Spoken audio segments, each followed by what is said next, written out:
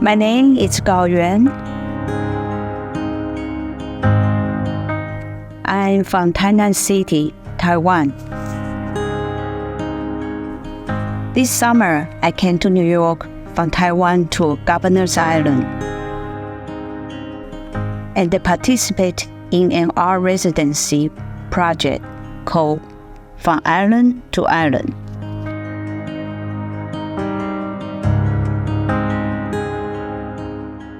I live at 29th Street and 8th Avenue in New York City.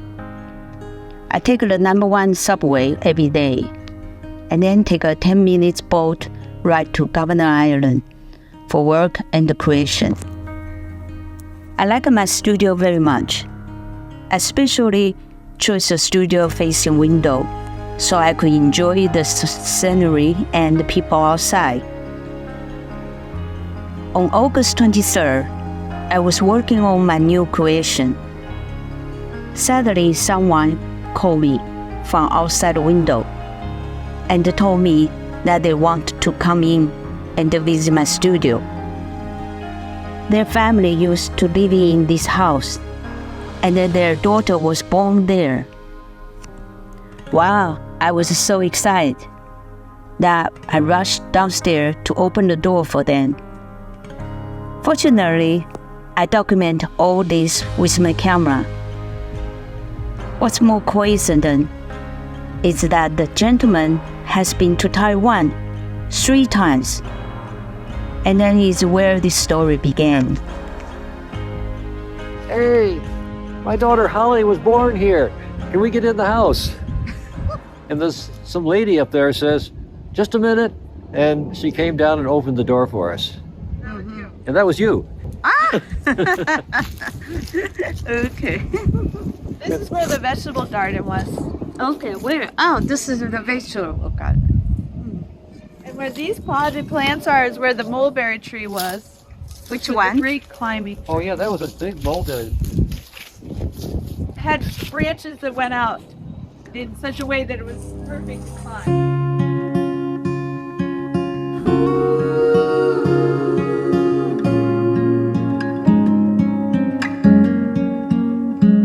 You were born, your mama said, the Lord bless you and keep you. In everything that you do, take heart. When you were 8, your daddy said, never take your life for granted. Believe in second chances, my love. When the world spins by. This is my daughter Holly. She was a little girl when we lived here. I was a commander in the Coast Guard, and I was assigned to the U.S. mission to the United Nations. So we had this beautiful house. Yeah. It was the living room, and we often had diplomatic parties and functions here.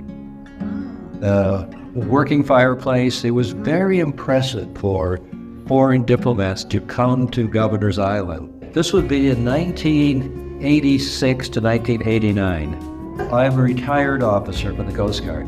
And we were here when President Reagan met with Gorbachev, which is a couple houses down. And Holly was just a little girl then.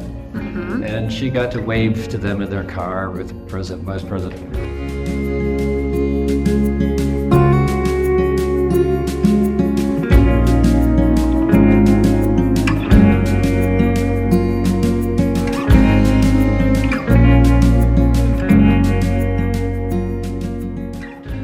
The day that the Cold War ended, President Reagan met President Gorbachev.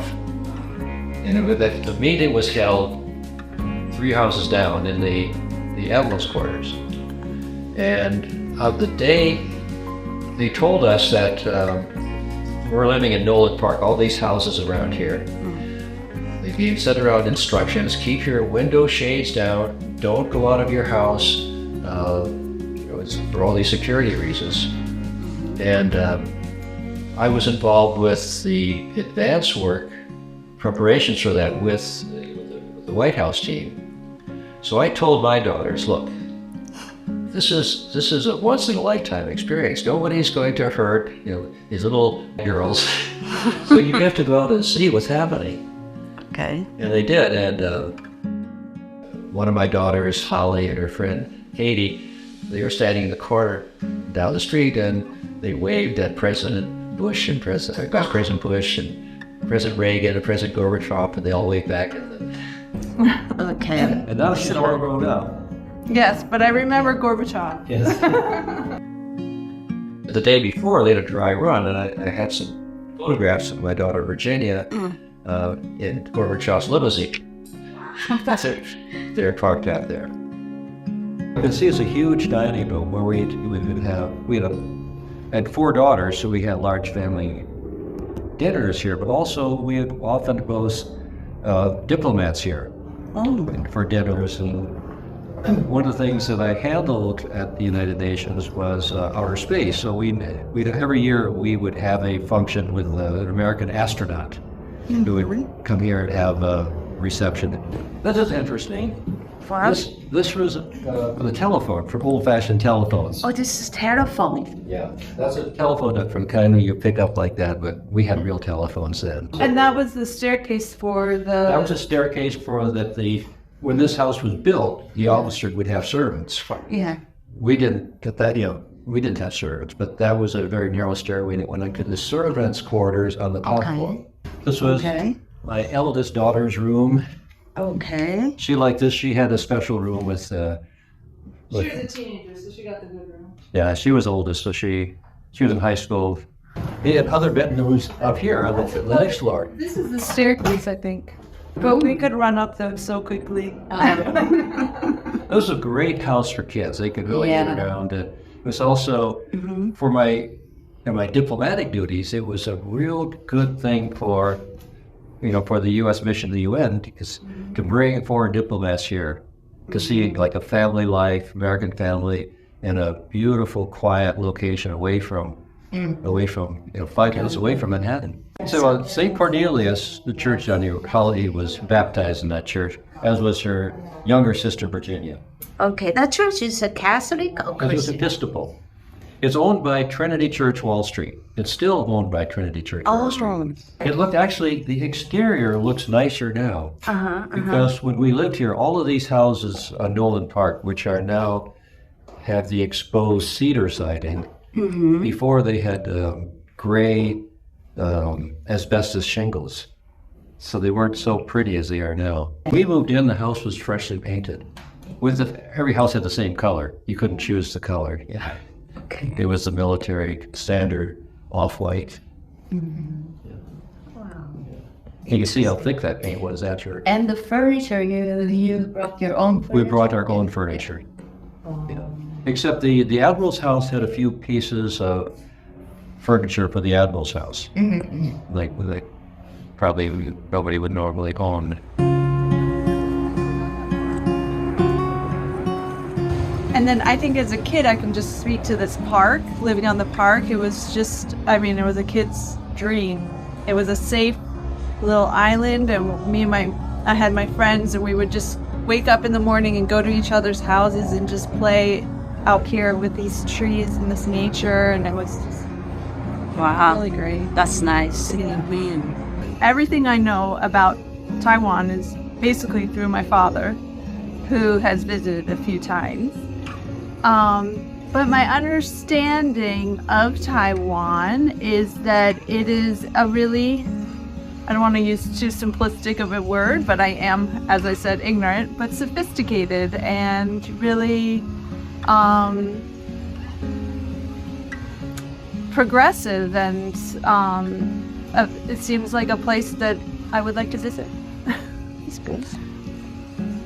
But more than that, I would say I feel like it's,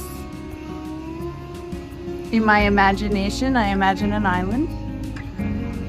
And I imagine the night market, because that's been described to me. And I imagine, there's just a lot I don't really understand about the political side of it, but but I do have sympathy for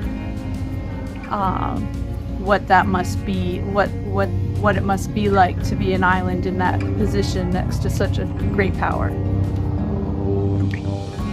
Well, I was in Taiwan visiting Kaohsiung and Taipei, and while I was there, I was at the Fishermen's Service Center, which is a agency that takes care of fishermen and seafarers.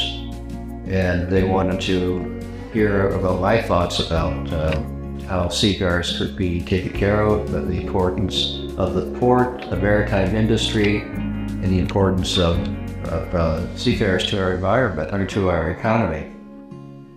I lived in this house from 1986 to 1989. Then in 1990, I went to work for the Stevenson Church Institute, which is a seafarers' welfare agency, and I directed a worldwide legal aid program for seafarers and fishermen. So we're working collaboratively with a similar organization in Taiwan called the Fishermen's Service Center in Kaohsiung. And I worked with them pretty extensively for 29 years. That was a trip to Taiwan that was organized by the Taiwan Ministry of Foreign Affairs. And in that visit, they organized different meetings with government officials in Taipei and also in Kaohsiung. And because I had been working with the Fishermen's Service Center in Kaohsiung, we wanted to meet the mayor. One thing I learned in all of my visits to Taiwan is, I think my host thought that I was always hungry. We had ate so much good food. I mean, we were eating all the time. And it was good, but I mean, they were such, my hosts were such marvelous, welcoming people. And everything from desserts to different types of food. And I think you must know that Kaohsiung has names for seafood, so we really enjoyed a lot of seafood there.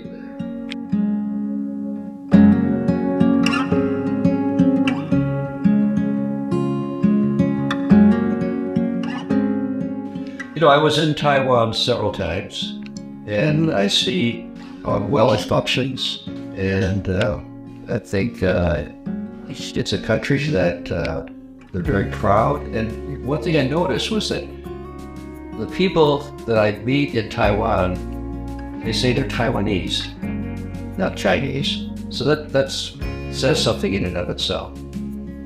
So it's a very, very complicated and delicate situation politically between the People's Republic of China and the Republic of China. And I'm not a diplomat now, so I certainly don't have a solution for it. But it's de facto. It seems that Taiwan is very much its own country. What a life, I think we made it. We worked hard and never said quit, my love. When we're older, the kids will say, the Lord bless you and keep you. In everything that you do, take heart. You are strong, you are brave, you are all you're meant to be. Everything you ever dreamed came true. When you laugh, when we cry, I'll be always on your side, and thank God.